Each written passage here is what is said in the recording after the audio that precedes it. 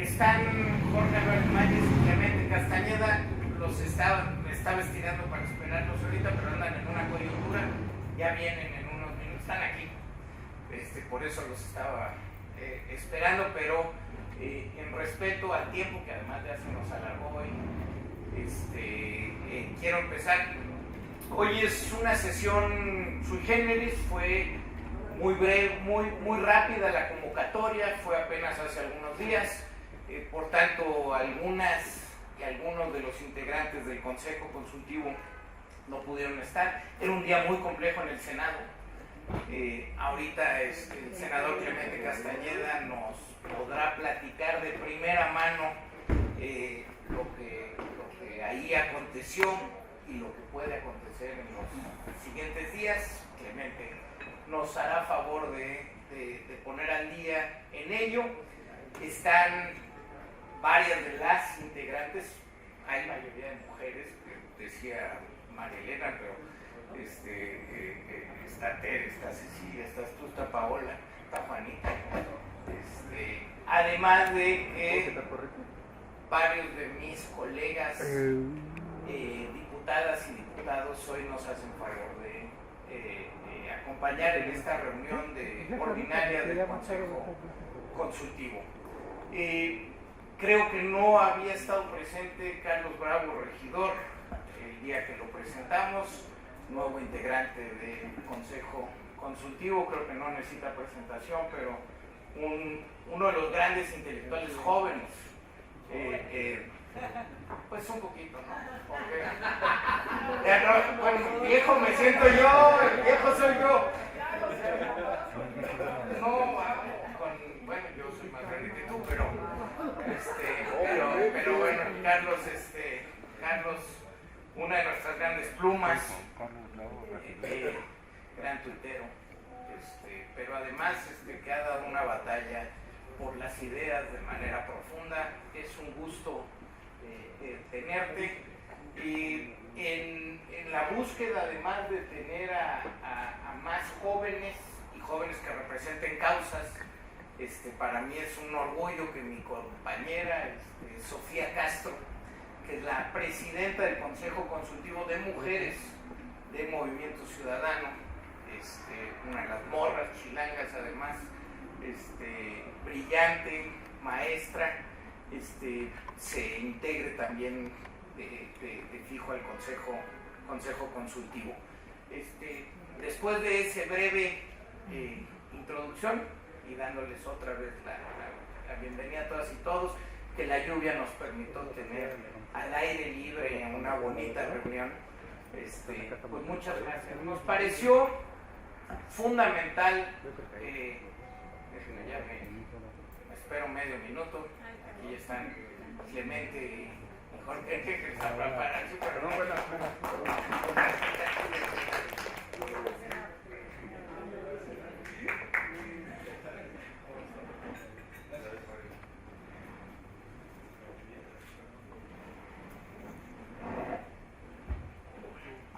Bueno, estábamos dando la introducción, presentamos a Carlos Bravo, regidor, que no había estado en ninguna reunión del Consejo, y a Sofía Castro, que se integra ya de lleno al Consejo.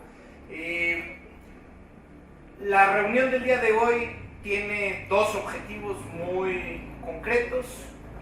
La primera es, a iniciativa de este Consejo, es que desde febrero de este año, cuando se dio la invasión de Rusia a Ucrania, el Consejo Consultivo fue muy activo, junto con Movimiento Ciudadano, pero el Consejo Consultivo en particular, para impulsar una actividad mucho más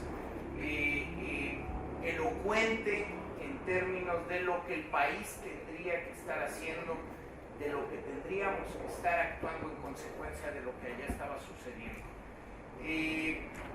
Como resultado de lo que el Consejo Consultivo empezó a trabajar desde marzo, es que una misión de 4 legisladores fuimos a Ucrania, que la próxima semana vendrán 3 diputados del Congreso ucraniano a hablar en primera persona de lo que allí está pasando. como ustedes saben, lo que hoy suscitó con Putin es una cosa gravísima. Solicitar, decir que van a hacer referendos en los territorios que hoy está ocupando el ejército ruso en el este de Ucrania, para ver si ellos quieren manifestarse a favor de ser Rusia, con todo lo que eso conlleva, amenazar con la utilización de armamento nuclear. Pues está escalando la invasión a niveles que no estaban previstos. El mundo desarrollado, hoy el primer ministro Trudeau y muchos más manifestaron no solo su extrañeza, sino la preocupación del mundo en su conjunto. Y pues nuestro país, la semana pasada, pues el presidente de la República dijo que pues iba a proponer a Naciones Unidas, al Papa y al primer ministro de la India un plan de paz para el mundo. Entonces, pues en esta coyuntura, decirles que Jorge Álvarez Maínez, el coordinador de la bancada naranja, Julieta Mejía y el diputado Luis Rivera y un servidor, vamos a presentar formalmente la próxima semana el informe sobre el viaje a Ucrania, pero pues queremos primero, ustedes ya lo tienen, se los enviamos a sus correos electrónicos para sus comentarios, pero decirles brevemente que de lo que trata este informe es por qué es decisiva la invasión a Ucrania en múltiples sentidos, por qué está atentando contra no solo la legislación internacional, sino el mundo que habíamos concebido y la gobernanza internacional que habíamos concebido posterior al 89. ¿Qué ha pasado a partir de ahí con esta invasión y cómo cambia el orden y la legalidad en el mundo? Lo que el Consejo Consultivo Pensando en México ha hecho, la postura del gobierno mexicano, las ambigüedades en el manejo de esta invasión por parte del gobierno mexicano, lo que ha hecho México en Naciones Unidas, lo que ha hecho y ha expresado el presidente y la Cancillería, la postura clara del Movimiento Ciudadano, del Consejo Consultivo Pensando en México y de la misión legislativa que fuimos a Ucrania, la narrativa de lo que fue la visita a Polonia como país receptor de más de 4,5 millones de refugiados, lo que fue la actividad en Ucrania misma y algunas conclusiones y tareas pendientes. Entre las tareas pendientes, yo insistiría, está el asunto de la visita de los diputados ucranianos y está la plática que tendrán para el pueblo de México a través del Congreso. Esperemos se concrete ya por parte de nuestro Congreso, no de allá, del presidente Zelensky, y poder oír de viva voz y en directo pues lo que están pensando, quizá lo que opina de la propuesta de paz del presidente. Pero en fin, ustedes tienen este documento. Yo les pediría a las consejeras y a los consejeros si a más tardar el viernes hay algún comentario sobre el documento, porque se tiene que ir a imprenta, para poderlo entregar el jueves 29, que estarán ya aquí los diputados ucranianos, y vamos a tener un evento formal en Cámara para poder dar a conocer este informe que, como digo, emanó del propio Consejo. No me extiendo más en ello, ya empezamos tarde. Decía el senador Clemente que pues, todos aplaudieron y están muy orgullosos de la posición de la oposición y Movimiento Ciudadano, y la tuya en particular, y la defensa que hiciste en la Cámara de Senadores, que nos podrás platicar, pero pues vamos de lleno al evento del día de hoy, a nuestra junta del día de hoy, en donde Le pedimos a una de nuestras integrantes del Consejo, a María Elena Morera, que nos pudiera hacer un diagnóstico de lo que está pasando en materia de seguridad, de falta de paz en el país y de lo que el gobierno pretende con el tema de la militarización. Después a Alejandro Ope y Bernardo León, a quienes nuestros coordinadores en ambas bancadas los han convocado para ayudar a hacer un planteamiento de estrategia alternativa de paz y de justicia que será presentada, y todos tienen la invitación, el día de mañana. Pero pues ahora sí que como este consejo ha estado trabajando en el tema, pues los coordinadores fueron suficientemente generosos para hacer una primera presentación con el consejo consultivo. Debo decir que se está grabando, como siempre nuestras reuniones son en vivo, pero hoy no la pasaremos, no la transmitiremos inmediatamente, sino hasta que mañana se haga la presentación, para no hacer ningún spoiler de lo que mañana pedagógicamente se va a presentar. Entonces, sin más, adelante, querida María Elena, después Alejandro Ope y nuestra consejera también, Paola Zavala, algunos comentarios. Tenemos una invitada especial, Catalina, también nos hará algunos comentarios, ahorita te presento, pero pues ya vamos con su nombre.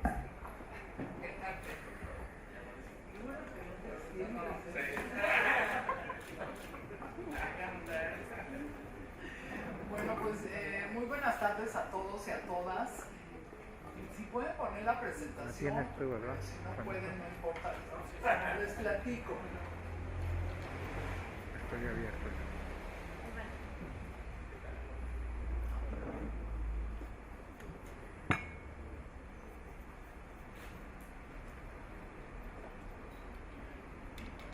Bueno, pues primero sí, muchas felicidades a los senadores de MC que aguantaron la presión, porque por lo que cuentan, la presión no solamente fue de una llamadita, sino hubo amenazas o decirles qué quieres, ¿verdad?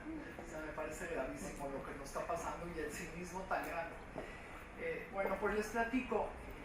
Tenemos una situación grave en México, que pues todos la conocemos, de inseguridad, y esto tiene que ver, por supuesto, entre muchas otras cosas, porque la seguridad no solamente son policías, pero sin buenos policías no vamos a tener seguridad. La condición de los policías es súper precaria en México. Hicimos una encuesta, ¿qué piensa la policía? Y pues ahí están los datos de lo que los policías dicen, ¿no? ¿Cuánto ganan al mes? Pues el 36%, y estamos hablando solo de estatales, no de municipales, el 36% ganan menos de 10,000 pesos. Además, con el sueldo, pues tienen que pagar desde botas hasta gasolina, si se estropea la patrulla, fornituras, uniformes. Generalmente no trabajan 24 horas, trabajan más de 24 horas, porque si tienen un detenido en la hora 22, pues seguramente van a trabajar 28 horas. Muchos de ellos nunca han tenido un ascenso, del 69%. 5 de cada 10 mujeres consideran que hay discriminación adentro de las corporaciones, y 54% de ellas se sienten discriminadas, no solamente dentro de la institución, sino que también por la sociedad, ¿no? Siempre estamos criticando que tenemos malos policías. Desde luego que sí hay malos, pero la gran mayoría son buenos policías, los cuales nunca tienen el reconocimiento de la sociedad. La gran mayoría de las instituciones policiales no cumplen con lo mínimo que dice la Ley de Desarrollo Policial, ¿no? Entonces, por un lado, la sociedad les exige, y por el otro lado, no tienen las condiciones ni de salario, ni de prestaciones, ni las condiciones institucionales para poder trabajar. Si nos vamos al presupuesto, bueno, pues les quitaron desde el 2020 el presupuesto de Fondaset, se fue a cero, ¿no? Eso quiere decir que no hay dinero para los 250 municipios que se supone que son prioritarios, y el dinero del FAST se ha mantenido a niveles súper bajos que tampoco no alcanza. Y a eso hay que agregarle que muchas veces el dinero lo usan mal porque no están bien auditados. El Secretariado Ejecutivo del Sistema Nacional de Seguridad Pública pues básicamente es de adorno, porque parte de su función es auditar a las policías estatales y municipales y no lo cumplen. Hemos tenido 1.684 asesinatos de policías solamente el 1 de diciembre del 2019 al 31 de agosto de este año. Es gravísimo que en México asesinan a policías y a nadie le importa. Las principales entidades donde asesinan a los policías pues son Guanajuato, Estado de México y Guerrero. Estoy yendo rápido porque yo sé que Ale también tiene prisa. Al menos ha habido 294 movilizaciones de policías en lo que va de este tiempo, y estas movilizaciones, desplazamientos y manifestaciones pues tienen que ver con el salario, que muchas veces no se los aumentan, que les prometen cosas que no les cumplen, que no tienen respeto por sus horarios, no hay ayudas alimenticias. Los pagos de bonos es pues cuando tienen ganas y cuando no se los dan, y un largo etcétera.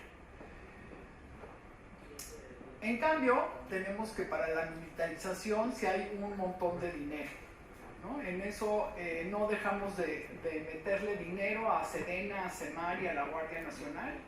En conjunto traen alrededor de 170,000 millones, además del dinero de la Secretaría de Seguridad y Participación Ciudadana. Y esto representa un 80% más de lo que tuvieron en 2020. ¿No? Un 80% más que en 2020. O sea, esto es gravísimo porque por un lado no hay para lo que sí necesitamos, y por el otro lado hay mucho para quienes pues no los necesitamos en seguridad porque no sirven en seguridad. Si sirvieran en seguridad pública, ahí los tendríamos felices.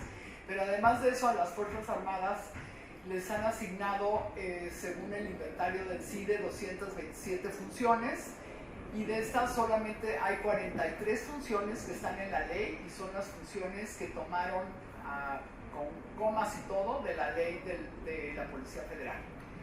Y además hemos encontrado en causa en común que al menos ocupan 163 cargos en la administración pública, que eran cargos civiles y hoy ocupan las Fuerzas Armadas.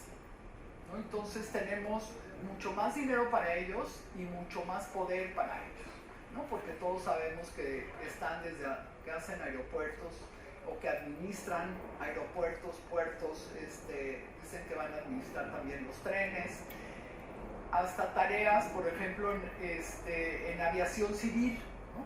Que les dieron la aviación civil, hasta parece como de risa. ¿No? Alguien no se dio cuenta que era civil. Si ustedes ven el despliegue de la Guardia Nacional, no tiene que ver con el número de asesinatos que se cometen en el país, porque si dijéramos la Guardia Nacional está en determinados lugares porque son los lugares con más problemas, pero no, la asignación, por ejemplo, de la Ciudad de México es la que más tiene, con 13,102 guardias nacionales, y es la policía más grande del país, ¿no? Tenemos Baja California, que tiene muchos problemas de inseguridad, con 2,209. Entonces no corresponde una cosa con la otra y nadie sabe. Preguntamos y la Secretaría de Seguridad y Participación Ciudadana nos dice que no les toca a ellos, la Guardia que no sabe, y la Secretaría de la Defensa que no es su responsabilidad. Bueno, pues ¿por qué no es pertinente tener a los militares? La primera es porque no están preparados, y tenemos comprobado en el Observatorio de la Guardia Nacional y la Militarización, en donde también participa Alejandro, que ni siquiera tuvieron la intención de prepararlos. O sea, desde el principio la ley de la Guardia Nacional, que dice que es civil, en realidad es militar, y todo fue una simulación. No los prepararon, no tienen el certificado único de policial, los maltratan. Hoy en el Senado dimos un preámbulo, ahí en una rueda de prensa dimos un preámbulo de testimonios de ex policías federales que están trabajando en la Guardia Nacional, y realmente es súper triste ver todo lo que te dicen que está pasando adentro de la Guardia. no solamente en contra de ellos, sino también en contra de los marinos, porque curiosamente, como se ven muy diferentes marinos y militares, también hacen a un lado a los marinos. Y sobre los mismos militares hay una gran diferencia entre los hombres y las mujeres. Hay un abuso constante en contra de las mujeres, después de un tuit que saqué diciendo que había habido 2 violaciones en Contel. Me dijeron de todo y la señora esa Vilchis dijo que era una mentirosa, pero pues resulta que sí violaron a 2 chavas que eran también soldados, sus compañeros, porque traen tanto estrés, quizás sea por eso que toman mucho los chavos adentro de los cuarteles.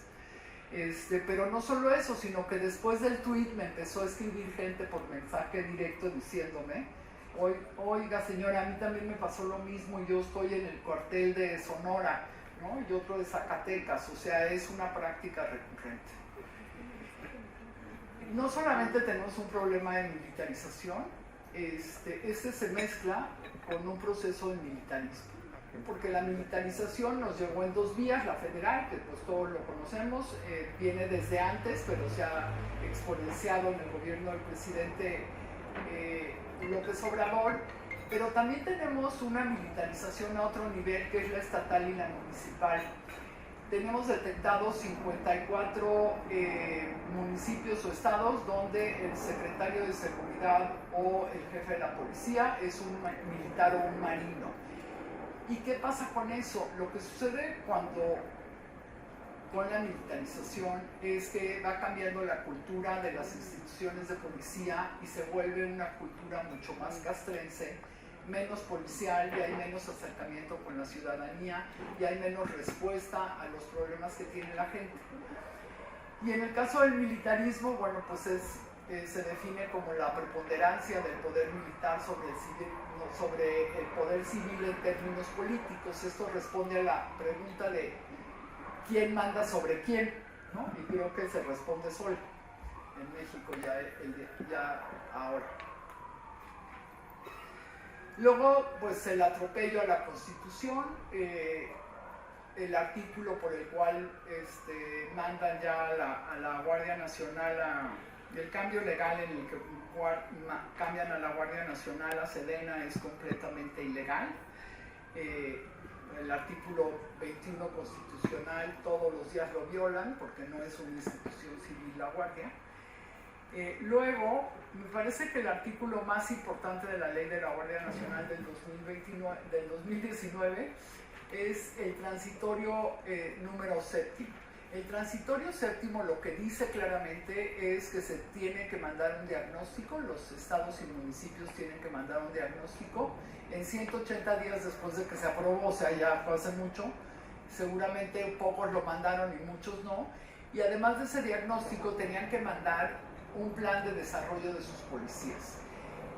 Y eso iba a la par de una propuesta que hay en el Secretariado Ejecutivo del Sistema Nacional de Seguridad Pública, que eso sí lo hicieron muy bien, una propuesta de desarrollo policial y justicia cívica. Lo que pasa es que no le pusieron recursos. Igual que al transitorio 7, que dice que iban a dar los recursos y tampoco no dieron los recursos.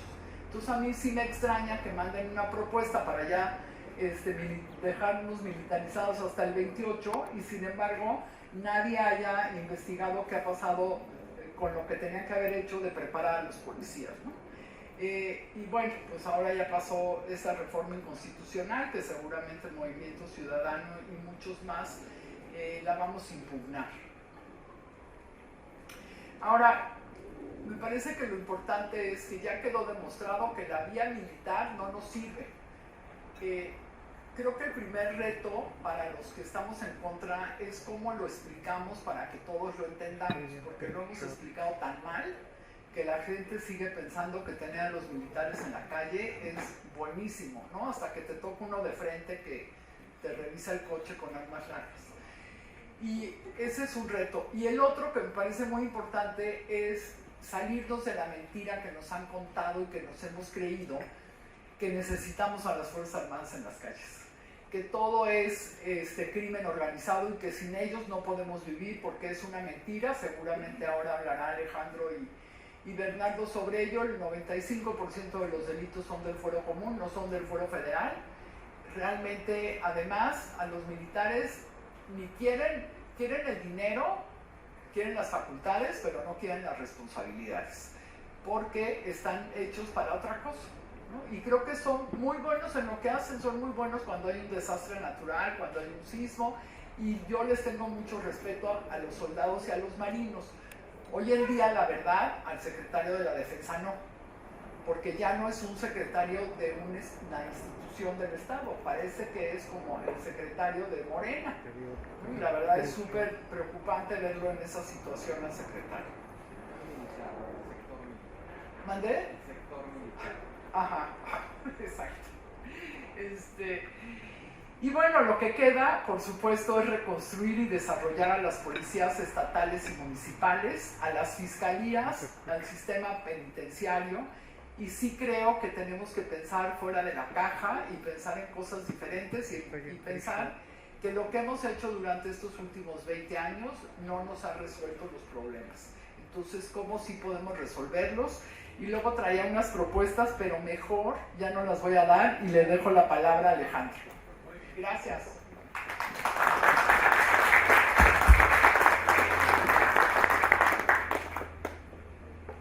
Muchas gracias, querida María Elena. Sin más, y no me salté ni a Carlos, ni al gran Enrique Provencio, ni al capitán Mota, sino estaba hablando nada más cuando presenté a las mujeres consejeras, pero también están nuestros grandes consejeros del Consejo Pensando en México. Adelante, por favor, querido Alex. Pues muchísimas gracias por la oportunidad de poder platicar con ustedes. O sea, el origen de esto es un trabajo que he venido haciendo desde hace 20 años. ¿Cómo hacer que, o sea, la premisa de esto es que el problema no es el policía individual, no es el fiscal individual, no es el MP individual, el problema es el sistema. Y que no necesitamos tener policías finlandeses y MP suecos para que empiece a funcionar el sistema. Lo que necesitamos es cambiar las reglas. Lo que dijo María Elena es bien importante, ¿no? O sea, lo que sí yo creo que ya queda demostrado es que los grandes problemas de nuestro sistema de seguridad y justicia no se resuelve poniendo botas en el terreno. De manera muy esquemática, pues tenemos 4 grandes problemas. Uno, tenemos muchos delitos. Ahorita vamos a dar algunas cifras de esto. Segundo, los delitos que tenemos en su inmensa mayoría no se denuncian. Los delitos que se denuncian en su inmensa mayoría no se investigan. Y de los delitos que se investigan, muy pocos se atienden adecuadamente, llegan a un juicio que sea justo y expedito. O sea, hay un problema de fondo desde la construcción del sistema, ¿no? Si, yo creo que digo, no, los datos de la violencia yo creo que están clarísimos. Tenemos 36,000 homicidios al año, que es una brutalidad. Nada más para darles esto es más que todos los homicidios cometidos en todos los países europeos juntos. Tenemos en 3 días más homicidios de los que tiene España en un año. ¿No? Creo que le pegamos al Reino Unido en una semana. Más o menos. ¿No? Entonces, Estados Unidos están alarmadísimos porque su tasa de homicidios se fue de 5 a 6 por 100,000 habitantes. En México lo tenemos en 29. Bueno, estamos muy contentos porque lo bajamos de 29 a 28. Entonces hay un problema gravísimo de violencia letal y ese es en muchos sentidos solo la punta del iceberg, ¿no? Esto ya lo mencionó un poco María Elena. Tenemos todos los días asesina a un policía en este país, todos los días. O sea, es difícil encontrar una profesión de más alto riesgo que esto. Sí, es correcto.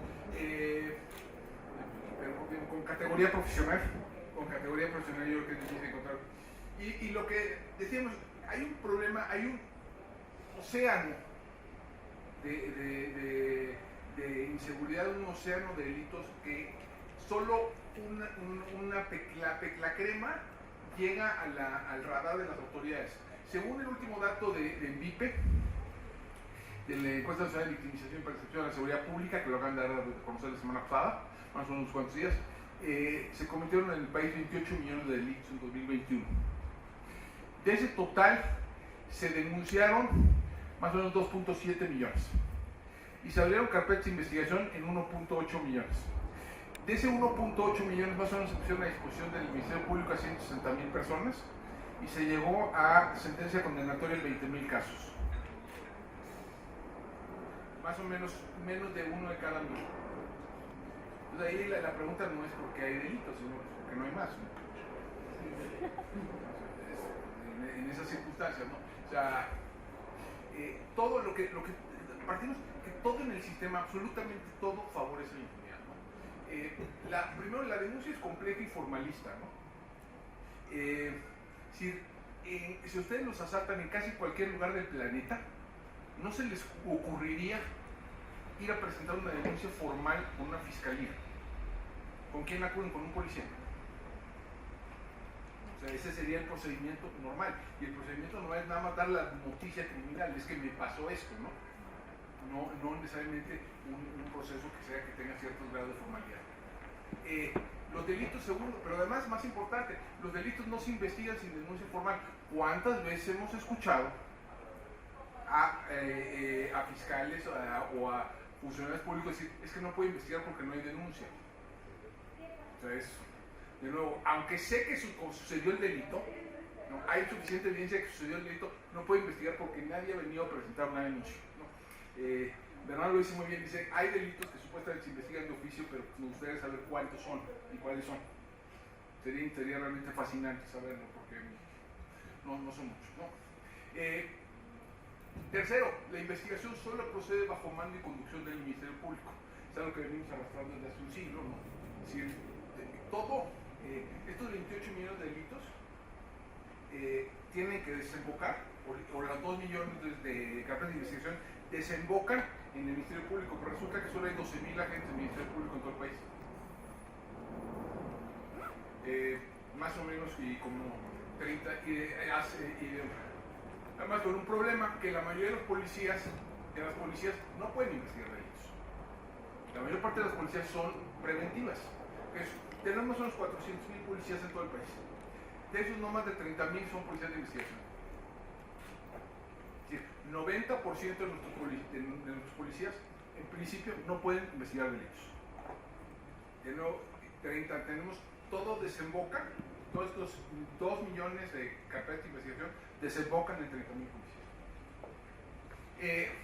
Pero además, con otro problema adicional, que es que el Ministerio Público tiene incentivos a arreglarse con las partes en control judicial. Algo así como, si mal no recuerdo, 85% de las denuncias, de las carpetas de investigación, nunca salen del Ministerio Público. Ya sea porque se van al archivo temporal, porque hay mecanismos alternativos de solución de controversias en sede ministerial, el Ministerio Público se arregla con la víctima, con el victimario, allí sin ningún tipo de control judicial. Si cuando hablan de la puerta giratoria en el MP, allí sí está, no en los juzgados, ¿no? Los procesos penales, tenemos aquí, luego si ya brincamos, ese es el siguiente problema, que es, supuestamente tenemos un sistema penal acusatorio, pero un sistema penal acusatorio un poco chistoso, ¿no? Porque los procesos penales empiezan sin acusación formal, ¿no? Empieza con una imputación, pero con la imputación el estado probatorio es chiquitito. Me enteré que ese señor hizo algo. Eso es, ¿no? Vaya y por favor deténgalo. Y además, a lo cual se añade la prisión preventiva, la oficiosa, que es gravísima, pero también la justificada, que de los fiscales dan 90% de las solicitudes de prisión preventiva justificada la conceden los jueces. Entonces, tenemos aquí un problema muy de fondo, que es, en México se detiene para investigar, no se investiga para detener, ¿no? Piénselo así, se detiene una persona con un instante probatorio chiquitito, bajitito, y luego se le vincula al proceso también con un estado probatorio bajitito, y luego hay lo que se le llama investigación complementaria, que dura supuestamente 6 meses, pero que puede prolongarse varios años. Y luego, y solo al final de eso, ahí ya se le formula la acusación. Hay gente, ya olvídense del sistema inquisitivo, del sistema ¿no? Creado por la reforma de 2008, que lleva años en la cárcel sin ser acusado de nada. Entonces, es su problema. Esto, además de ser una injusticia brutal, genera unos incentivos extraordinariamente perversos. ¿Para qué generar capacidades de investigación si puedo meter a la gente a la cárcel con, digamos, con meras sospechas? Entonces, lo que se está proponiendo y lo que se ha venido trabajando de nuevo, y el arquitecto de todo esto ha sido Bernardo, desde hace 20 años, es una reforma que tiene 5 grandes componentes. Uno, profesionalizar a las policías. 2, facilitar radicalmente la investigación del delito. 3, garantizar una justicia pronta y expedita. 4, transformar el aparato federal de seguridad y justicia, que este 5% que no es del fuero común, pero que son delitos particularmente serios y complejos. Y por último, impulsar una prevención focalizada de delitos, es decir, no todos, o sea, si vamos a prevenir los delitos, tenemos que hacerlo más con bisturí que con machete, ¿no? Y aquí le cedo la palabra a Bernardo. Muchas gracias, Alejandro. Nada más decir que es un trabajo de equipo, pero gracias. Bueno, miren, el chiste es que enfrente del problema de inseguridad tienes que hacer como un universo criminal. O sea, ¿de qué estás hablando? Si se cometen 27 millones de delitos, entonces si hubiera un criminal por cada delito, pues habría 27 millones de criminales, ¿no? O sea, el crimen no es una fuerza de la naturaleza, no es un terremoto, es gente que comete delitos, que además nosotros creamos el Código Penal, que son estas conductas que estamos sancionando. Pero lo más seguro es que los delincuentes no cometan un delito, cometen más. Entonces, si cometen 2 delitos, pues ya es la mitad del universo criminal y así te vas. Probablemente tengamos menos de medio millón de criminales en México, y de ese medio millón probablemente 100,000 son los que cometen delitos graves. Entonces, cuando tienes que enfrentar el problema de la inseguridad, no tienes que pensar que viene un monstruo gigantesco a enfrentarnos como nos han estado vendiendo tantos años, sino que es un grupo de gente que precisamente porque es impune, por eso se ha vuelto poderosa, ¿no? Y por eso más gente le entra al crimen, porque sabe que la tasa de impunidad es del 99.9%. Desmitificar el crimen y el tamaño del crimen y la fuerza del crimen es la primera tarea que necesitamos hacer para enfrentar realmente el problema. Bueno, ya que tenemos ubicado el problema con más claridad, entonces hay 5 cosas que podemos hacer. Una, muy importante, es profesionalizar a los policías. ¿Qué significa profesionalizar a los policías? Ya lo decía Alejandro y María Elena. Miren, el primer problema, no el único, pero es que tienen salarios muy bajos y muy distintos. Puedes tener un policía en San Pedro Garza García que su primer salario de policía raso son 21,000 pesos, y un policía en Pátzcuaro que gana 4,600. Y entonces no hay un reclutamiento homogéneo del perfil policial que necesitas para ofrecer el servicio policial. Lo primero que estamos proponiendo es que haya un salario policial homologado para todos los policías que hay en México. Ahorita también decimos cómo se financia, ¿no? Y eso incluye, pues obviamente, las prestaciones, ¿no? Y ciertos derechos laborales que no tienen los policías, por ejemplo, el problema de la reinstalación. Número 2, miren, la gente que sabe de recursos humanos siempre te dice que, digamos, para atraer, retener y motivar a la mejor gente que puedas en tu organización, la que sea, lo primero que tienes que ofrecer es una carrera. Esa es la motivación más fuerte. Carrera, salario y reconocimiento, en ese orden. Entonces, en México la carrera está cancelada. Los policías tienen una cosa que le llaman el sistema terciario, y ese sistema terciario quiere decir que de cada 3 rasos puede haber un tercero, y de cada 3 terceros un segundo, y es una pirámide, es como un esquema de estos Ponzi fraudulentos, ¿no? Entonces a ti te dicen que puedes llegar a ser comisario de la policía, nada más que para que eso suceda tu policía tiene que tener 27,000 policías, ¿no? No hay más que 2 corporaciones en este país que tienen 27,000 o más policías. O sea, la carrera policial está cancelada porque no depende del mérito, no depende de la antigüedad, no depende de que tengas un buen desempeño, depende del tamaño de la corporación. Entonces, lo primero que hay que hacer es cambiar ese sistema para que haya una carrera que esté fundamentada en la antigüedad, en el desempeño y en la capacitación. Y la otra es controlar a los cuerpos policiales. Miren, muchos policías son muy buenos, tienen malos jefes, que pueden ser corruptos y que los pueden meter en problemas. Entonces estamos proponiendo crear una Academia Nacional de Mandos Policiales. Pongo el ejemplo de que en México hay 2.400 municipios, más o menos. En el mejor de los casos, si todos los municipios del país tuvieran una policía, habría 2.400 mandos de policía. No es el caso, hay como 1.200. Entonces necesitamos capacitar y certificar a 1.200 mandos para que puedan dirigir a las policías y los podamos certificar. No es un universo muy grande, es un universo francamente chico. Entonces nadie que no sea una persona certificada puede ser mando policial, porque ahorita pues nombro a mi compadre, al que me da clases de judo, ¿no? Etcétera, ¿no? Te puedes encontrar cualquier, o te lo pone el narco del pueblo, también es cierto, ¿no? Y luego necesitamos restablecer los fondos policiales para financiarlo en 3 vías. La primera es, lo que se propone es una reforma de la Ley de Coordinación Fiscal para que el 50% del Fortamun sea para las policías, que son 42,000 millones de pesos. Número 1. Que además la Constitución dice que deben de ser para los policías. El artículo 35 de la Ley de Coordinación Fiscal, que es inconstitucional, contradice a la Constitución y dicen gástense la nota. Segundo, el derecho a policía, que tienen que tener todos los municipios. Tercero, regresar el Fortaser y tener un fondo de ayuda para los policías, ¿no? La otra es el tema de investigación del delito. Si tienes una policía bien pagada, bien capacitada, con jefes preparados y certificados, entonces les das facultades de investigación. Tenemos que hacer algunas cosas para que eso suceda. Lo primero es eliminar la denuncia formal. Esa es la más triste de nuestro sistema, es eso. A ver, en México el 90% de los delitos en promedio no se denuncian.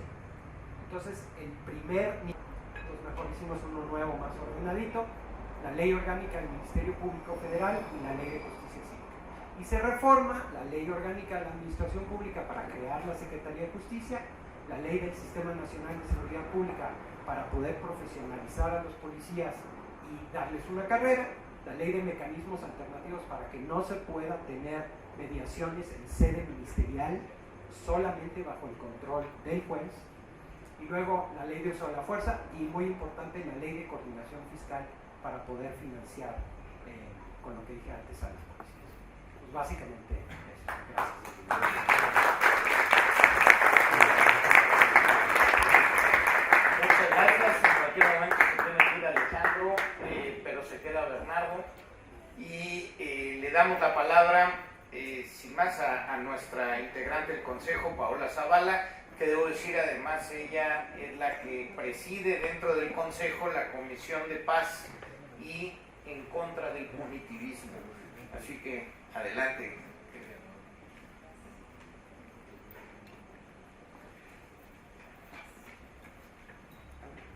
Buenas noches.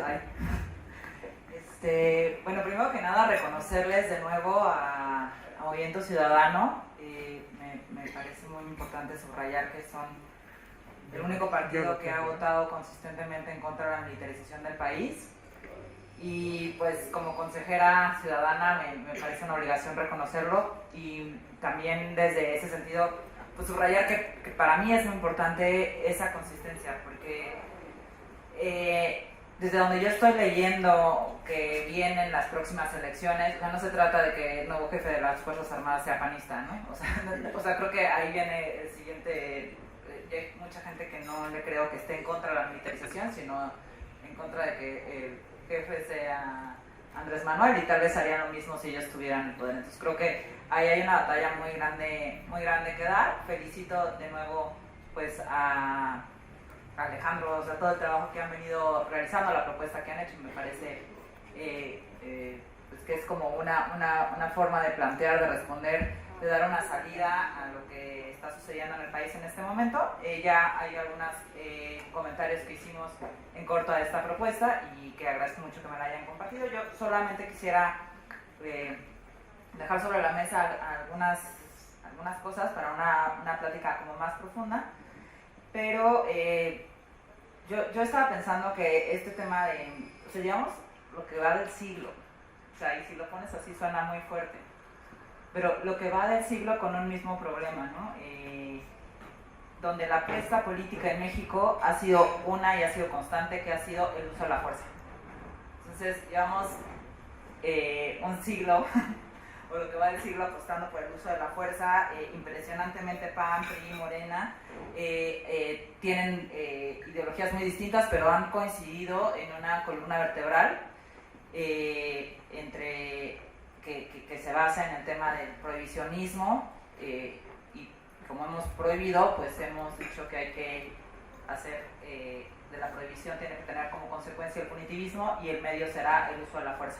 Entonces, si queremos desmilitarizar, creo que hay que pensar no solo en cuál sería el proceso que sigue, o sea, también aceptemos en dónde estamos parados y cuáles son, o sea, ojalá logremos parar el aumento de años, pero la verdad es que no han hecho nada por fortalecer a las policías hasta el día de hoy, y no hay una ruta de salida clara, porque lo que nos vienen diciendo todos estos partidos políticos es que lo peor que nos puede pasar en este mundo es que las drogas lleguen a tus hijos, y que esta es la manera de combatirlo. Entonces, pues parece que en esa lógica, pues sí, los militares son imbatibles, ¿no? O sea, es nuestra última carta sobre esa lógica. Entonces yo creo que lo que hay que cambiar es la lógica. Y desde el punto de vista político creo que MC tiene una oportunidad muy grande con datos. Hay miles, Alejandro ya dio muchos, María Elena también, pero yo encuentro dos que son irrefutables. En estos 16, 17 años, si tomamos como referente 2005, había 9,000 personas que morían al año por homicidio en México, 9,500 algo. Y en 2021 hay 35,600 algo, punto. O sea, tenemos 15 años con presencia militar en las calles, y no ha habido, no solo ni siquiera una baja significativa, sino el aumento ha sido brutal, se ha multiplicado. Tenemos 81,000 personas militares en las calles, y eso no ha reducido en lo absoluto la violencia letal. Y hace poco leía un artículo de Catalina Pérez Correa, que les recomiendo un montón, que da una hipótesis distinta. Decía, ¿por qué no hemos ganado la guerra, no? Y en un montón de argumentos que tenemos es, bueno, a ver, todos decimos, no, es que no pueden estar los militares en la calle porque su letalidad, están hechos para matar.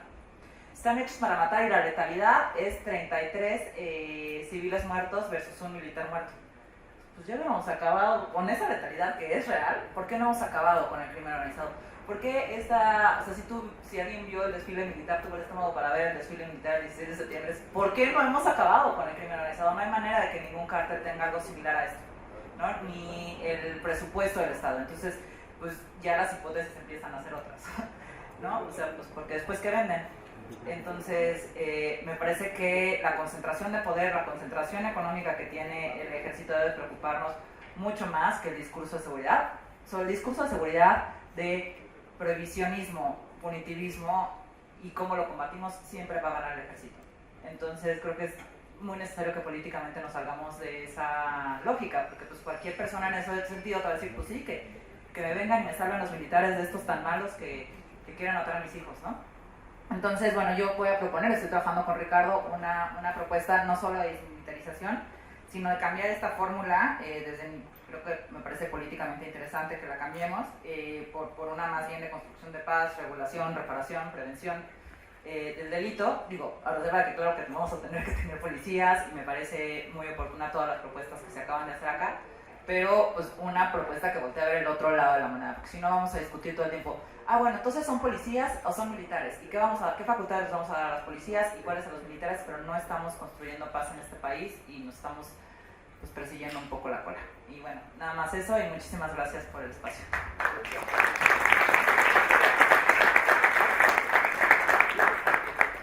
Muy bien, y ahora sí, pues sin más, gracias a nuestros ponentes, gracias por la paciencia, y yo les daría la palabra a las y los consejeros, incluida Catalina, si así lo pides, ahorita te presento, pero adelante, por favor, el capitán Mota, además marino, de la inteligencia naval, retirado, así que tener un militar en el consejo, con un marino, no se me ofenda.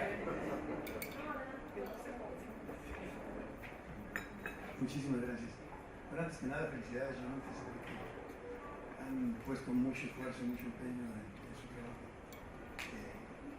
Me parece que no han dejado ninguna cabito suelto por ahí, ¿no? Me quedo con una, ¿cómo decirles? Como que me quedan debiendo un poquito, porque iniciaron su plática diciendo que el problema es el sistema. Y yo creo que sí. Realmente creo que sí está el problema en el sistema, pero no lo veo desarrollado.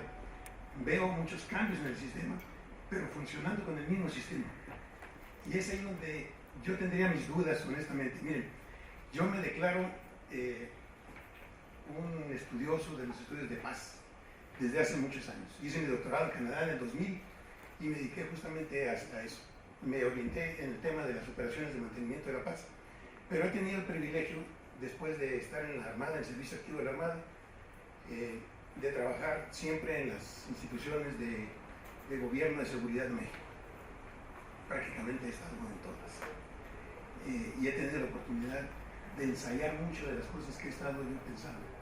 Y tristemente he visto que ha sido complicadísimo mover el sistema. Complicadísimo hacerle siquiera un rasguñito. Y por mucho que uno se esfuerza, y hay muchísima gente haciéndolo, en cuanto a ese liderazgo, ese esfuerzo se hace un lado, todo se viene abajo. O sea, el mismo sistema se vuelve a comer cualquier esfuerzo. Y me temo que es lo que están haciendo ustedes. Lamentablemente creo que le puede tener ese mismo fin. El sistema está mal, pero así nació mal. Y no quiero ser políticamente incorrecto, poner ningún adjetivo, pero nació mal. Lo puedo comparar como unos hermanos siameses, ¿no? En donde la seguridad es un hermano chiquitito y débil, y pegado casi de espaldas está la defensa. Un hermano fuerte, ¿no? Y muy grande.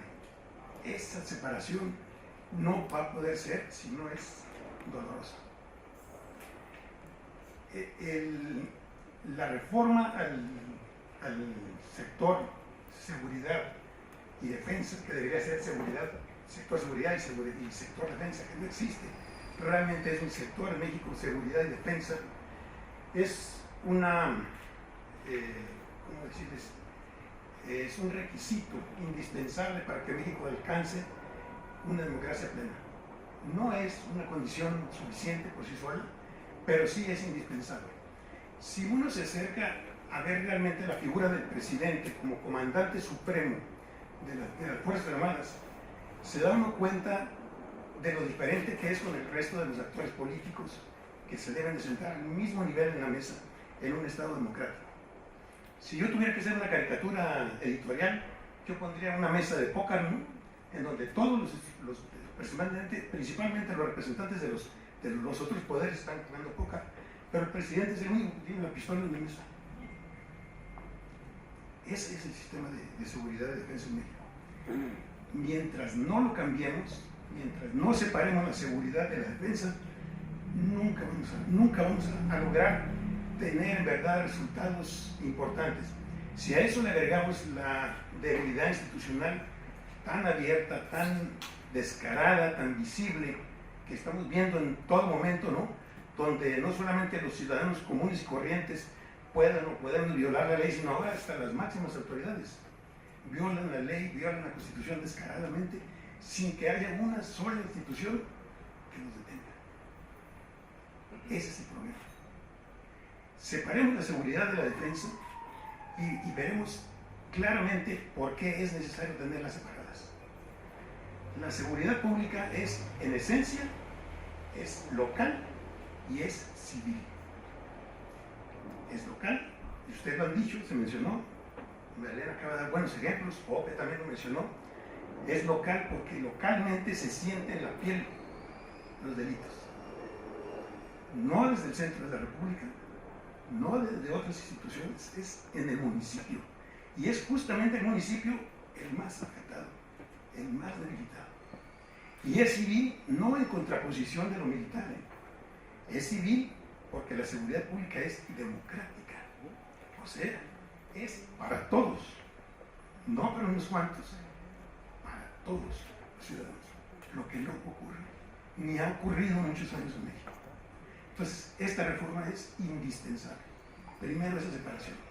Y la defensa, lo que es la defensa, se nos ha olvidado en verdad, y tendríamos que borrar el pizarrón, porque la defensa no se compone solamente de soldados.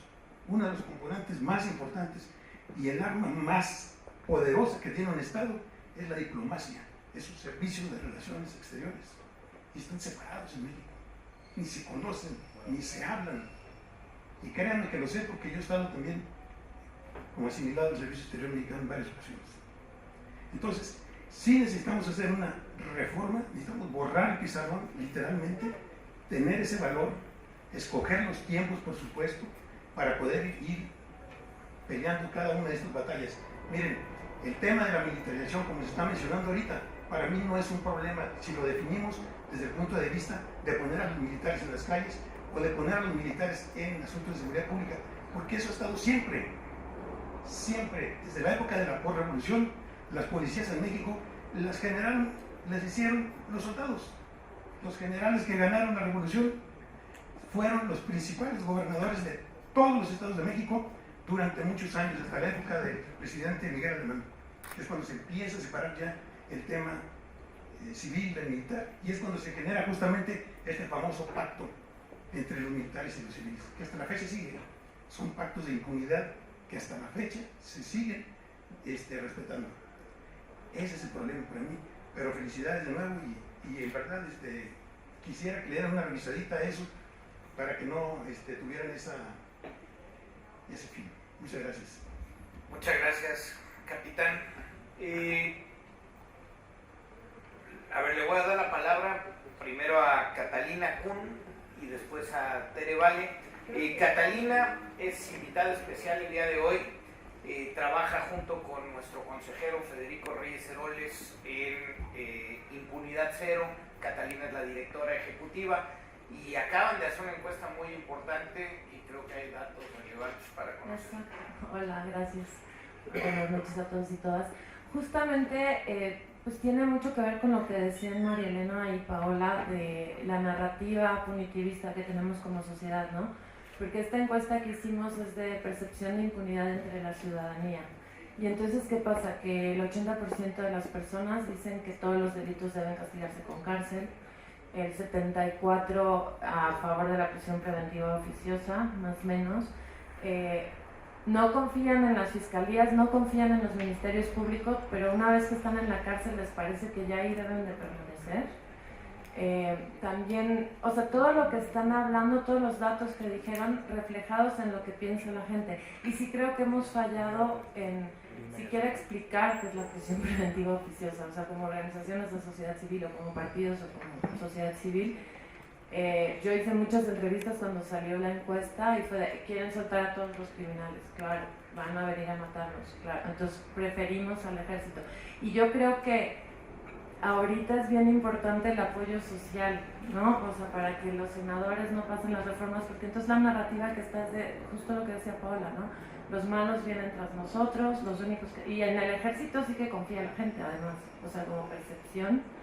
Entonces, como que también voltear a ver a la gente, no solo los que estamos generando las reformas, ni los que estamos generando la conversación, digamos, más técnica, sino a las personas. Importantísimo la justicia integral reparatoria, ¿no? O sea, toda esta propuesta de pues no castigar todas las faltas con cárcel, de reconstruir el tejido social, etcétera. Aquí traigo unas copias de la encuesta que también la pueden consultar en nuestra página, se las dejo, y pues en lo que se pueda colaborar justo para cambiar esta narrativa, pues encantamos. Muchas gracias y bienvenida, Catalina. Tere, vale, y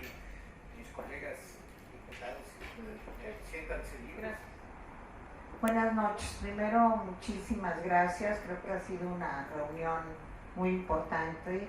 Gracias María Elena, gracias Alejandro Ope, gracias a Bernardo. Yo quisiera referirme a un tema que se ha tocado, pero a lo mejor sin el enfoque psicológico. Yo soy psicóloga y he trabajado mucho en el tema del bullying, que es un antecedente, digamos, muy importante en cuanto a las conductas antisociales y puede llegar a ser un antecedente también importante de conductas delictivas. Y desde que empecé a trabajar en este tema, me llamó mucho la atención una iniciativa de Naciones Unidas, después adoptada por la Unión Europea, de la importancia de la construcción de ciudadanía. Y esto se tomó como un tema educativo que tenía que estar presente, digamos, en las materias de los niños y de los jovencitos. O sea, digamos que en la edad escolar, casi desde preescolar, y los jóvenes, los adolescentes, tienen en algunos países europeos y en otros países de otros continentes, tienen una formación que permite acceder a esa construcción de ciudadanía, que es muy importante como una medida preventiva de las conductas antisociales o delictivas. ¿Por qué digo esto? Porque también hay una percepción falsa de que todos los que matan o todos los que violan o en fin, son personas que son enfermas mentales. Esto no es cierto, ¿sí? Realmente el porcentaje de personas que tienen personalidad sociopática o que cometen un crimen o un delito porque existe, digamos, una alteración neuropsicológica en su cerebro es bajísimo y no se puede probar. Sin embargo, es utilizado muchas veces como para quitar la responsabilidad, porque pues él es así, él es esquizofrénico o él es sociópata o él es maligno desde que nació, en fin. Entonces creo que es un tema que en México, pues desgraciadamente los gobiernos no se han asomado por él, pero el tema de la educación para construir ciudadanos que sepan qué es la solidaridad, cómo se da el trabajo en equipo, cuáles son sus responsabilidades como ciudadanos, es algo que a la vuelta de unos cuantos años, esto un poco abundando en lo que decía el capitán, comenzaría a dar frutos, porque ahí sí hay un cambio, digamos, básico, en una etapa de desarrollo en donde los niños pueden adquirir mucha información compleja que genera cambios estructurales. Entonces, bueno, no me voy a echar el rollo ahorita de eso, pero creo que es un tema muy importante y que sí tiene consecuencias palpables a la vuelta de unos cuantos años. Muy bien, gracias. Muchísimas gracias, Cecilia Soto. Tere Valles, Cecilia Soto y Enrique Provencio. Muchas gracias. Y Mario. Bueno, en primer lugar, muchísimas gracias por este esfuerzo para demostrar que hay una alternativa, ¿no? Que hay una alternativa, un camino alternativo para el tema de justicia, seguridad, a toda la impunidad. Yo quisiera primero preguntarle a María Elena, lo primero felicitarla por sus posiciones, espero que las puedas compartir. Una de las cosas que el presidente machaca una y otra vez para atacar el ejemplo de la Policía Federal es que dice 20.000 o 30.000 estaban en la oficina. Supongo que esto es incorrecto, es decir, están en la oficina pero haciendo cosas de investigación. Si pudieses, cuando termine mi pregunta, hablar sobre eso. Y para el tema de Bernardo, bueno, primero estoy un poco apabullada. No es mi tema, no soy abogada, menos penalista, entonces tengo que verla con mucho cuidado. Pero un dato que siempre se da y que es incorrecto es esto del 95% de impunidad. En ningún país se denuncian 100% de los delitos. Te roban el celular, pues muchas veces no lo denuncias en Francia, en Inglaterra, en Alemania, en Japón. En Japón a lo mejor sí. O a lo mejor no te lo roban. Entonces, me parece que ese es un dato que debilita la exposición, no la propuesta, la exposición. Cualquier persona especializada sabe que no es cierto. Sabe que en ninguna parte es 100% o 90%. Entonces, bajarle rayitas al respecto. Me gustó mucho la idea, aunque no sé de dónde la sacaste, o la cifra más bien, de que hay un universo muy acotado de personas que se dedican al crimen, ¿no? Que es importante saber un poco el razonamiento que hiciste. Creo que es muy poderosa y muy potente esa idea, primero porque plantea la idea que se puede, ¿no? Que se puede. Y segundo, porque también va en contra de la narrativa que sostiene el militarismo, ¿no? Que es esta cuestión, este tsunami criminal que es absolutamente imparable. Y creo que también se ha demostrado en la práctica esto, ¿no? Con casos muy exitosos en municipios y regiones, algunos casos. Bueno, eso me gustó mucho. Me llamó muchísimo la atención la idea de que fue un error dar la autonomía a la fiscalía, porque luchamos como locos, porque primero porque queríamos evitar que el Ejecutivo la usara, ¿no? Entonces ahora tenemos el peor de los mundos, porque tenemos al fiscal que la usa para sus fines personales y tenemos al presidente que con la UIF hace lo mismo, ¿no? Entonces es el peor de los mundos posibles. Aunque no me queda todavía totalmente claro, lo que propones es que vuelva al Ejecutivo la facultad de investigación. ¿Es eso? Sí, así es. Ajá. Ok. Bueno, me parece una idea muy interesante. Lo otro también que me parece muy interesante, no novedoso, pero muy interesante, es lo de la carrera criminal, es decir, lo plantea Giuliani, ¿no? El famoso test de Giuliani, de la ventana y no sé qué, solo que en Nueva York y en otras partes se les dio un tratamiento punitivista a la idea de parar la carrera criminal muy al principio. Lo que ustedes plantean es esta cuestión de la justicia cívica, ¿no? Bueno, eso sería. Gracias, Enrique, por favor. Si les parece, Bernardo, María Elena, Enrique, mi compañero Mario Rodríguez y muchas gracias, Salomón, y gracias, María Elena, Bernardo, Alejandro, por las exposiciones. Me he quedado muy impresionado por la magnitud de la propuesta, pero me surge una gran duda de la que me parece que no hablaron. ¿Qué dirían de la aplicación de todo esto? ¿Cuál es el proceso? Como sabemos, la mejor idea revienta en una mala concepción del proceso.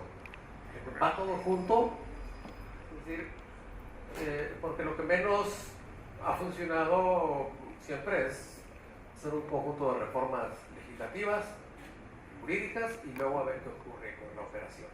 ¿Qué han pensado sobre el proceso? Sobre todo si se le incorpora la dimensión de cultura de paz, que de algún modo se ha mencionado, pero que tiene muchas otras dimensiones que no pueden ser desatendidas. Y María Elena, un punto, de lo que sí se ha hecho en policías locales, ¿qué sí ha funcionado? ¿Qué caso? ¿Puedes mencionar algo de eso? Porque creo que ha habido casos en los que no todo ha sido despreciable. ¿Cómo se puede recuperar y qué hay que hacer para ello? gracias, Enrique, que me hace el favor de el micrófono a Mario. Ahí lo tiene Ligia, pero atrás de ti, querido Mario. Muchas gracias. Bueno, primero felicitar. Nos han dado una gran cantidad de los que a nosotros nos sirven para insumos del trabajo legislativo. Seguramente, ahorita que decía Enrique, en qué momento vamos a operativizar todo esto, esta información, seguramente no será toda de golpe, tendrá que ser dosificada, habrá que construir una parte, una ruta crítica de trabajo donde vayamos inventando. O sea, no puede ser, si esto no es una política nacional, no puede haber una ruta que pueda tener toda esta transformación como se está planteando. Tendrá que ser por momentos y con voluntad política de esos momentos para que esto pueda transitar entre los grupos parlamentarios. Pero agradezco mucho toda la información. Creo que tenemos un problema que está centrado en el sistema de seguridad. Es decir, tenemos un problema multifactorial. Lo que dice Tere Vale es importante. Tenemos que entenderlo de manera transversal. Este es un problema multifactorial y está en todas partes. Y tenemos que buscar formas de atacarlo en las escuelas, en la familia, con políticas más amplias. Efectivamente estamos actuando de manera reactiva, porque el problema que tendría que haber sido proactivo, que tendría que darnos esos elementos, nos rebasó. Y entonces estamos en una fase de reacción urgente. Creo que es la parte. Sin embargo, sí creo que si nos vamos en el camino de las leyes, las reglas y los reglamentos siempre resultarán insuficientes. Las hemos exprimido tanto que creo que estamos en un punto ya, lo decía hace un momento, de desesperación de la utilización de la ley, que hasta no la respetamos, porque la utilizamos a ultranza para resolver problemas inmediatos.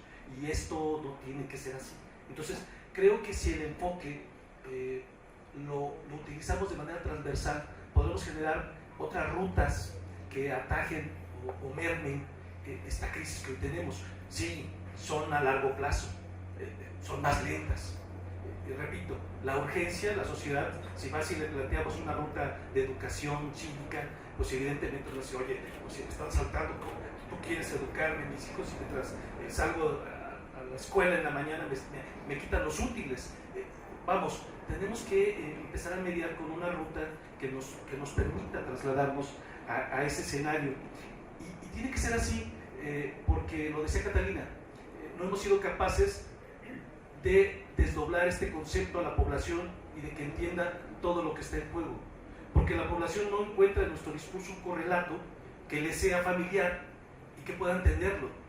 A lo mejor estamos siendo muy técnicos, a lo mejor no hemos sido capaces nosotros mismos de entender el problema a profundidad y necesitamos sentarnos, desmenuzarlo para generar diversas rutas, no centrarla totalmente en la ruta de la seguridad. Concuerdo totalmente que esto es un combo que nos va a permitir dar mejores garantías tanto en seguridad como en defensa, efectivamente, pero sin embargo yo sí creo que habrá que sentarnos a buscar rutas alternativas que permitan trabajar desde otros ámbitos el tema de la seguridad, en los ámbitos de ciudadanía, en los ámbitos de las calles, en los ámbitos de la convivencia de la sociedad, porque ahí está el correlato que nos hace falta bajarlo, y no lo hemos hecho. Por eso la sociedad, cuando dicen que el ejército tiene mayor empatía, sí, yo lo decía en tribuna, sí tiene mayor empatía porque el ejército, lo hemos visto desde el TN3, pues es más cercano, pero quien ha llevado la desgracia de tener mayor desgaste, pues es la policía municipal, para bien o para mal. Ahí la comparación resulta, digamos, ni siquiera puede haber una comparación. Sin embargo, el día que tengamos, lo decía al principio, actividades de defensa militar en tareas civiles, pues ahí sí vamos a empezar a ver el trasiego, incluso por lo voluminoso que puede ser que te registren, lo decían al principio, con armas largas de alto calibre, que no son ni siquiera las que traen los policías de nuestras localidades. Entonces, creo yo que una ruta importante sería darle profundidad al debate, buscar rutas alternas, y creo que por ahí podemos empezar a buscar otras alternativas. No apostarle todo a la seguridad, porque es, creo, justo lo que estamos nosotros en el discurso diciendo con el punitivismo. Hay otras alternativas, y entiendo, y no quiero pecar tampoco de ser políticamente incorrecto, creo que esta ruta es importantísima, me parece muy fundamentada lo que ustedes acaban de exponer, pero creo que eso va a llevar un tiempo y tendremos que buscar otras partes, ¿no? Muchas gracias. Si le damos la palabra a la gobernadora Amalia García, breve, para que ya puedan cerrar, y si concluyamos la reunión a las 8 de la noche. Sí, gracias. Bueno, yo de verdad que felicito y reconozco este esfuerzo de Movimiento Ciudadano por encontrar alguna alternativa. Yo sí creo que estamos en una situación límite en el país, de verdad. Clara Husserman dice que estamos viviendo un fin de época y que estamos urgidos, necesitados de construir otra forma de vivir, Lo creo de verdad, sinceramente. Cuando hablamos de lo que nos duele, lo que nos lastiman los delitos en el país. Estamos hablando de una nación que no vive en paz. No hay paz, no hay paz. Y efectivamente puede ser que el número en términos efectivos de cifras de delitos del orden común sea gigantesco y el otro tipo de delitos sea menor, pero el impacto que generan en la sociedad es gigantesco. Puede ser que maten y se maten 3 delincuentes cada tercer día, digamos, en Zacatecas, sin embargo, todo el mundo se siente y está afectado, agredido, lastimado, lesionado. Estamos en una situación insoportable. Entonces yo reconozco este esfuerzo y en una reflexión, hoy en la mañana comentábamos ahí en la reunión del grupo parlamentario algunos de estos conceptos y yo le he estado dando vueltas. De verdad que la alternativa sí creo no debe ser el prohibicionismo, sí creo que no podemos poner por delante el uso de la fuerza, el punitivismo, y sin embargo es tal el horror y la indignación que la primera salida que uno quiere encontrar es pues que haya sanción. Yo mencionaba los feminicidios, son tan insoportables que uno dice queremos sanción, pero ¿qué debe estar al inicio de todo esto? La prevención. Y aquí se mencionó algo que me parece muy relevante: cómo reconstruir el tejido social en este fin de época, cómo hacer para construir comunidad, para construir ciudadanía. Yo creo que ese es el gran reto que tenemos, cómo hacerle para generar otro tipo de valores y de alternativas. Y luego, no todo es el ejército. Yo menciono, y puede ser que aquí resulte polémico, pero les quiero decir, en el caso de donde el ejército no es el que está a cargo de la seguridad, yo me siento mucho más segura que en Zacatecas, aquí en la Ciudad de México. Pues aquí no está el ejército patrullando la ciudad, no está el ejército patrullando la ciudad. Es el modelo que aquí han señalado con toda claridad que no está funcionando, que es inadecuado, es el modelo nacional.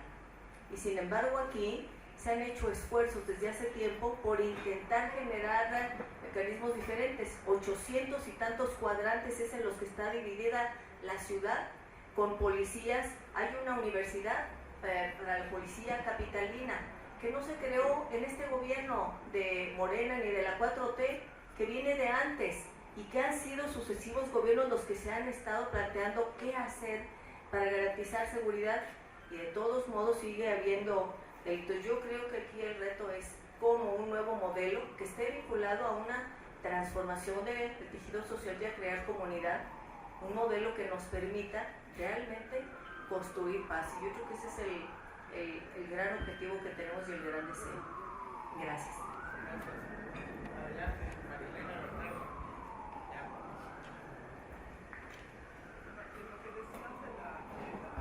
De lo que decías de la Policía Federal, el presidente está equivocado, ¿no? Creo que sí tiene un problema con los números, el presidente. Además, una mala intención en ese caso, porque lo que quería era destruirla. Nunca demostró que fuera toda corrupta y tampoco no demostró que la mayoría, él decía que la mitad eran administrativos. Eso es una gran mentira. Tenían un 20% de administrativos más o menos. Yo creo que el ejército tiene más administrativos, entre que tienen médicos y superintendentes y administrativos y bueno, y todo el grupo hacia arriba, ¿no? Creo que sí fue una equivocación permitirle destruirla, porque en realidad lo que construyó está vacío, ¿no? Porque no construyó una institución civil. En cuanto a casos que sí han funcionado, hay muchos casos de policías en México que sí han funcionado. Les mencionaría algunos, por ejemplo, Orizaba, hasta ahorita que hubo un cambio de gobierno y están teniendo problemas, pero yo creo que más bien los problemas los provocaron desde fuera del municipio.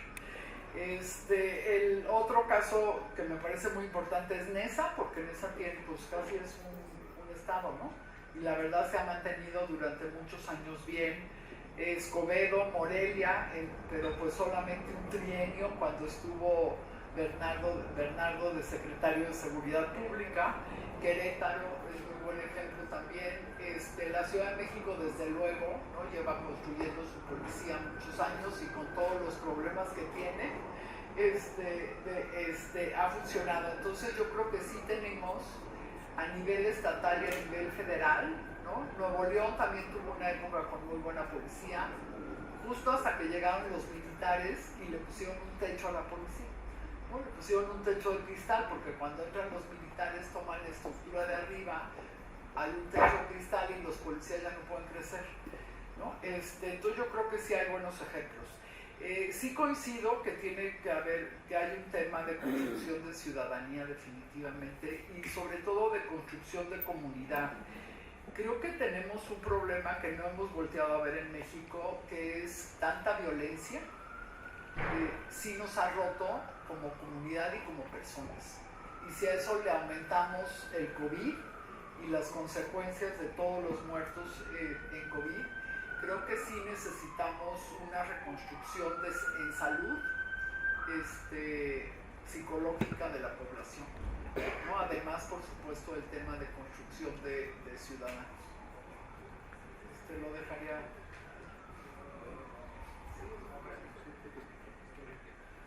Oye, pues gracias. Y yo apunté un chorro de cosas, pero yo nada más trataría de centrarme en esto. Mira, el problema que enfrentas es que de repente cuando estás enfrentando el problema de seguridad, o sea, cuando ves a las víctimas del delito, que les pasa de todo, sí hay una genuina preocupación y enojo de la sociedad por que no haya impunidad. No hay impunidad porque hay 50% o 60 o 70% de pobres en México. Esa no es la razón. Eso es querer criminalizar a la pobreza. Porque ni de lejos la gente que ha vivido en la pobreza se convierte en criminal. Eso no es cierto. Ni porque no tuvieron clases de zumba en su colonia o porque no había un foco en la parada del camión. Eso es mentira. En México probablemente 60 o 70% de la población está en pobreza y ni de lejos es el porcentaje de criminales que tenemos. La gente que toma drogas, no porque tome drogas se vuelve criminal. No hay que criminalizar a los consumidores. Y así me voy. Entonces, en el ámbito de la seguridad, lo que tú tienes que enfocarte es al universo de gente que decide volverse criminal y cometer delitos. Y sí existe. En mi experiencia, lo que yo he visto es que, como decía Tere, no son locos, no son drogadictos, muchos no son. Cuando les preguntas, ¿por qué mataste a tu niña? O sea, porque puedo. Lo que yo más he visto es que es un grupo de gente que toma la decisión consciente de ser criminal. Es muy poquitito el porcentaje de gente que fue de puro churro o enloqueció en ese momento. Y eso tiene que ver con el tema de la impunidad. ¿Cómo haces política pública de seguridad y justicia? ¿Cómo la haces? No vas a meter a todo el mundo a la cárcel, pero si nosotros tenemos 190,000 criminales que realmente cometen delitos, que tienen al país de 130 millones de personas en esta situación que decía la gobernadora María, a ver, entonces céntrate en el problema, enfócate en el problema. Oye, es que además hay otros problemas, sí, para eso está la Secretaría de Educación, la de Salud, la de, ahora ya no me acuerdo cómo se llama, pero Desarrollo Social, etc. Ahora, puede ser cierto que el 99% de los delitos no se denuncien en ninguna parte del mundo. Eso puede ser cierto y no. Porque cuando yo detengo a un delincuente, no detengo a alguien que cometió un delito. Detengo a alguien que en promedio cometió 50 delitos. Entonces a lo mejor lo agarré por uno, no por los 50. ¿Sí me explico? Entonces, por ejemplo, si tú tienes una criminalidad de 1 por cada 100,000, por decir algo, del Reino Unido, no quiere decir que estén cometiendo menos delitos o que sean impunes. Quiere decir que los que cometen delitos son impunes. A lo mejor los agarraste por uno, no por los 180 que cometieron. ¿Sí me explico? Tú tienes como etapas de la seguridad. Por ejemplo, en México estamos en la peor etapa, que es la inicial, que tienes que entrar en control de las instituciones. Esa es la etapa 1. Nosotros no estamos en control de las instituciones. No estamos. Ni siquiera podemos controlar a quién nombra el jefe de la policía. No hay regulaciones al respecto. Entonces, entras en control de las instituciones, acto seguido, haces política pública y entras en control del problema de seguridad, que dicho sea de paso, es mucho más restringido de lo que de pronto se piensa. Y eso es la gestión. O sea, tú empiezas al revés. O sea, parece que primero haces leyes y luego gestiones. No es cierto. Esto que estamos proponiendo es producto de las restricciones legales que hay para una correcta gestión de la seguridad y del sistema de justicia. Pues eso es lo que estamos viendo, ¿no? La clave, por supuesto, desde mi punto de vista, es el universo criminal. O sea, cuando hablamos del crimen, no hay que criminalizar a todo mundo. O sea, hay gente que comete delitos. Y también sabemos que hay carreras criminales. O sea, ¿por qué empiezan esas carreras criminales? ¿Qué son las razones por las que? Eso tampoco es ciencia oculta, eso se sabe, yo he estudiado mucho tiempo, ¿no? Entonces, un poco más bien el discurso que nos han querido vender es que la sociedad ha cambiado, ya no hay valores, nadie va a misa los domingos, y entonces pues ya nos volvimos criminales. No es cierto, no hay un solo dato que pruebe que eso es verdad. Hay un grupo de gente que se siente impune y que como se siente impune comete delitos. Esa es la razón más poderosa por la cual crece la criminalidad. ¿Por qué en otros países no crece la criminalidad? Porque la gente que comete delitos es infinitamente menos. Y ya para cerrar, porque no quiero abusar del tiempo, nada más quería decir que, o sea, sí pienso que una política de seguridad y justicia responde a una demanda social. Si la gente no ve que detuviste a alguien por la derecha, en el sentido de correctamente, lo llevaste a un juicio, viste el juicio, viste las pruebas, cómo se desahogaron, qué argumentos hubo, y entonces por eso sientes que la sentencia es correcta. El sistema de justicia es como una catarsis social de un daño que se hizo y que tiene una salida correcta. El problema es que aquí, como lo vemos, es como un sistema de venganzas, no de justicia. Y entonces queremos venganza y lo que obtenemos es una reivindicación de esa venganza. La sensación que yo tengo es que tenemos que apostar por la justicia para ese grupo de gente que está cometiendo delitos o que la acusan injustamente de cometer delitos. Si eso no lo hacemos, si no echamos a andar el sistema de justicia, pues esta espiral va a seguir. O sea, la impunidad va a hacer que más gente diga, oye, es un buen negocio cometer delitos, porque no te pasa nada. Y la sociedad va a estar más enojada y entonces va a pedir prisión preventiva oficiosa y va a pedir pena de muerte y castración para los violadores, ¿no? Como el gobernador de San Luis. O sea, la justicia sí es un sistema que opera si lo echas a andar. Pero nosotros sí tenemos restricciones, o sea, no es como el fetiche de la ley, porque la ley nos va a cambiar. O sea, es restricciones reales que hay para que cada uno de los actores del sistema haga su trabajo. Si tú eres un presidente municipal y quieres cooperar con tu parte, no te dejan investigar. No puedes hacer programas de trabajo comunitario en vez de meter a la gente 36 horas a la cárcel. Pues ya de entrada ya perdiste la oportunidad. No puedes recibir denuncias, tienes que ir al MP. Yo como gobierno municipal estoy atado de manos. Y esos son razones legales. Lo que estamos tratando de hacer es quitar esas restricciones de las cosas que sí pueden hacer pues, los gobiernos municipales, estatales y federales para que hagan su trabajo. Y si quieren otro día. Muy bien, no, hombre, muchísimas gracias. Gracias a todas, a todos por su paciencia. Empezamos un poquito más tarde, pero en serio que yo quería esperar al senador, que ha sido un día bien difícil hoy y nuevamente, no, muchas gracias.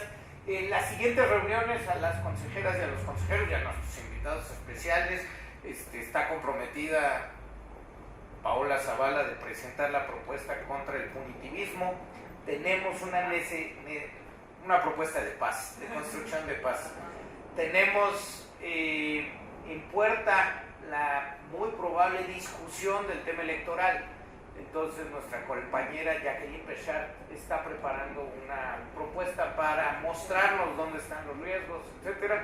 Y Enrique Provencio, Jorge Andrés Castañeda, pues estamos en pleno arranque de la discusión del paquete económico.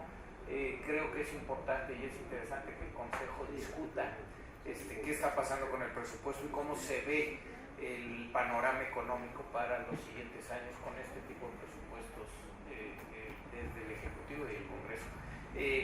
Voy a dejar ahí agradeciéndoles profundamente y dándole la palabra al coordinador Jorge Álvarez Maínez, que tiene un anuncio que hacer. Ese es el anuncio.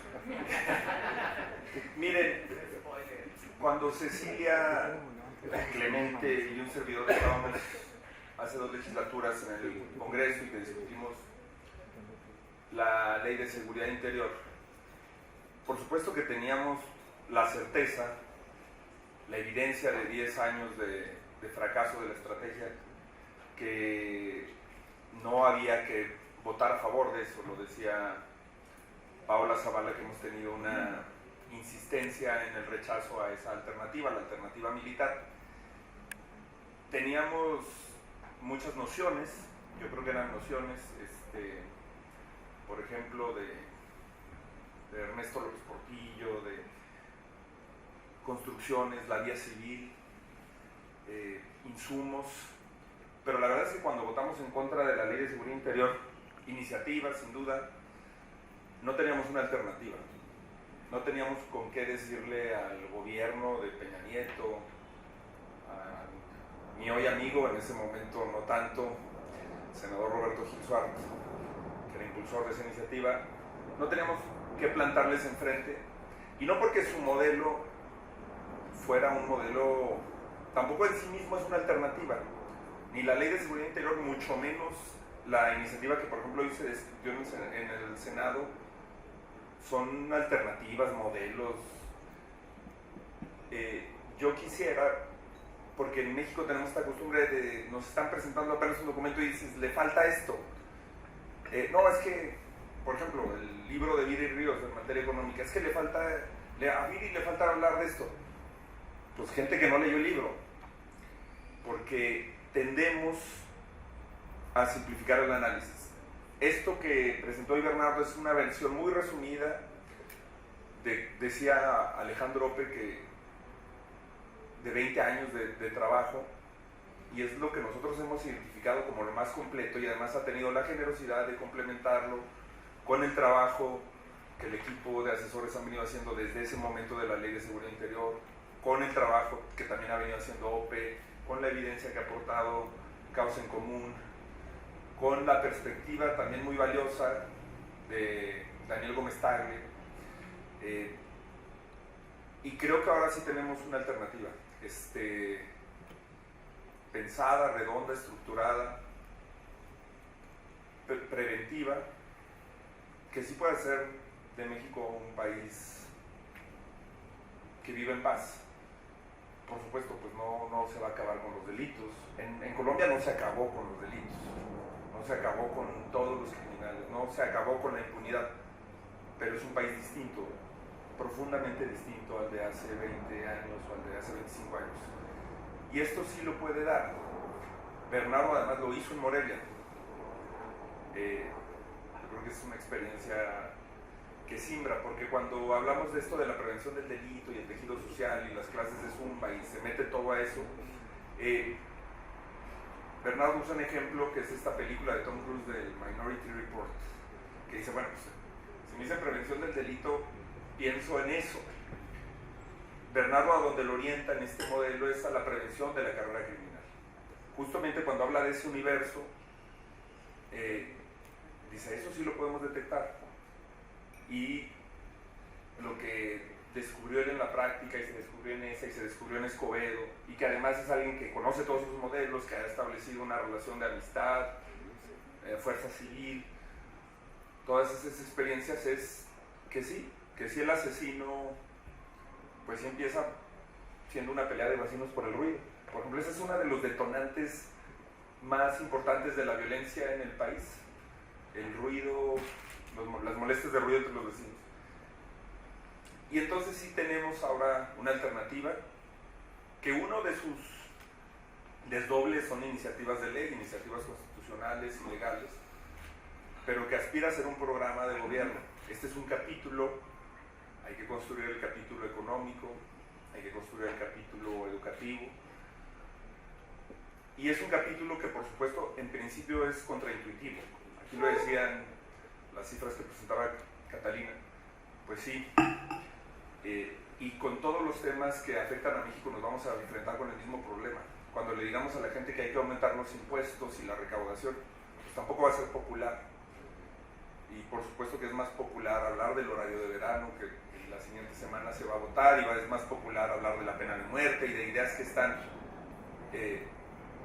pero además, lo que vamos a presentar mañana tiene que ver con una sugerencia que María Elena Morera, Eduardo Guerrero, Paula Zavala, Héctor de Mauleón, muchas expertos a los que le presentamos el documento académico antes, nos dijeron, esto está bien, pero no nos va a llevar a ningún lado, tenemos que hacer pedagogía y tenemos que transmitirlo emotivamente, más sintético, con otro lenguaje, contar una historia.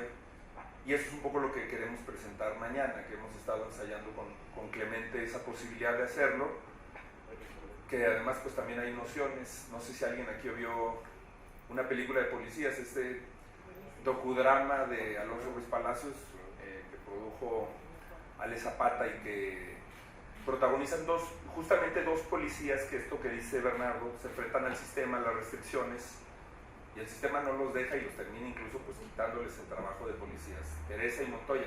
De hecho, Teresa y Montoya nos van a hacer el favor de hacer mañana la presentación de esta charla. Sabemos que es muy complicado, no saben lo agradecidos que estamos en Movimiento Ciudadano de que este Consejo Consultivo la gente le preste su tiempo, su capacidad de análisis, su energía a pensar colectivamente. Y también de los colegas, aquí están el 40% de los diputados del Movimiento Ciudadano, pues a mí me toca todas las semanas ir a la Jucopo y comparo a mis compañeros con esos señores y pues son dos tipos distintos de servidores públicos, sus argumentos, la discusión, su compromiso con la evidencia. Pero bueno, mañana presentamos eso. Estamos convocando a las 5 porque se han ido al Centro Cultural Roberto Cantolar, es un cuello de acceso, va a ser un acceso que vamos a intentar simplificar, que haya valet parking, que la idea es, digo, si ustedes calculan que pueden estar ahí a las 5:30 es suficiente, y que a las 6:40, 6:45 ya estén liberados, porque quisimos hacer algo sintético para que pueda funcionar, que se pueda replicar, que otras personas puedan transmitir, que todos los legisladores locales lo puedan entender, que tenga ese dinamismo. Si alguien se quiere quedar, obviamente después de las 6:40 va a haber ahí un convivio y demás, pero la idea es también que no sea un evento que le quiebre la tarde a las personas y que sale de este extraordinario trabajo que sí es colectivo, sí hay muchos testimonios, sin duda uno de los más valiosos, el de las víctimas, ¿no? El de José, Maricel Escobedo, todos los casos que hemos tenido,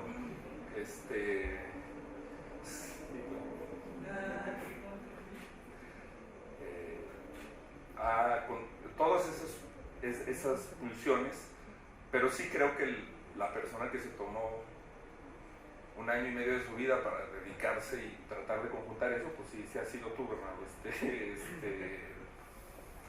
Y eso nos da otra posibilidad distinta frente al régimen, frente a esta idea de que no hay salida, de que no hay alternativa, de que estamos condenados, de que por pobres, por desiguales, por todas las razones estructurales.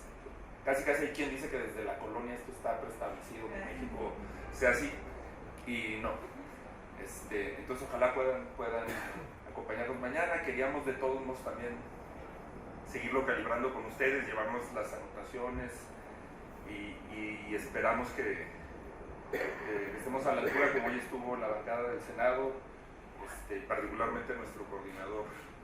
127 de 128 senadores presentes, con las presiones que hubo para las faltas. La verdad es que fue un muy buen día para la República. Muchas gracias a todas.